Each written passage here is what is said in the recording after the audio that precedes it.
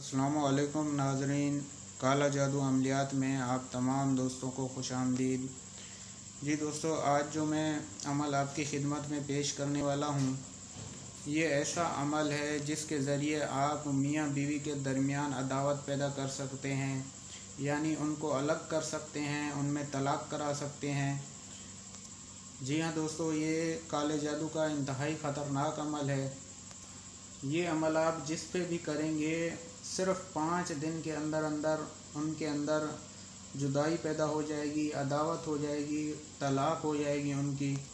तो जो भी मेरा दोस्त या मेरी बहन इस अमल को करना चाहती है, तो वो हमारी इस वीडियो को आखिर तक ज़रूर देखें ताकि वो इस अमल की ज़कात ठीक से अदा कर सकें और अमल में कामयाब हो सकें।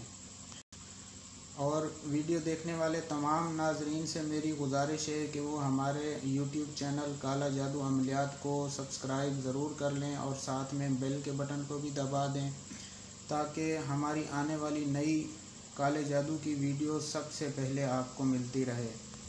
तो दोस्तों, चलते हैं आज के इस अमल की तरफ। दोस्तों, वीडियो में जो नक्श आपको दिखाई दे रहा है, ये नक्श आपने ज़ाफ़रान और मुश्क से बनाना है।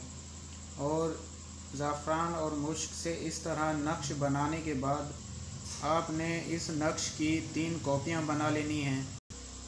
इस तरह कॉपियाँ बनाने के बाद दोस्तों, आपने रोज़ रात 12 बजे के बाद इस एक नक्श की कॉपी के ऊपर चमगादड़ की बोटी रख के, किसी भी हिस्से की बोटी रख के, बोटी रखने के बाद दोस्तों, आपने इस नक्श को और उस बोटी को एक मट्टी की हांडी में डाल के उसको उसी वक़्त कब्रिस्तान में फेंक आना है।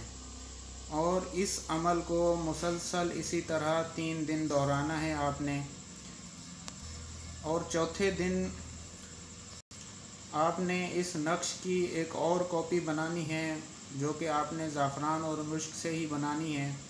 उसके बाद इस कॉपी को आपने जिस पर ये अमल करना है, उनके घर के बाहर के दरवाज़े के सामने दफना दें, जहाँ से वो रोज़ गुज़रते हों। इसके बाद दोस्तों, आप देखेंगे कुछ दिनों बाद उनमें अदावत पैदा हो जाएगी। कुछ दिनों बाद आपको उनकी तलाक़ की ख़बर मिलेगी।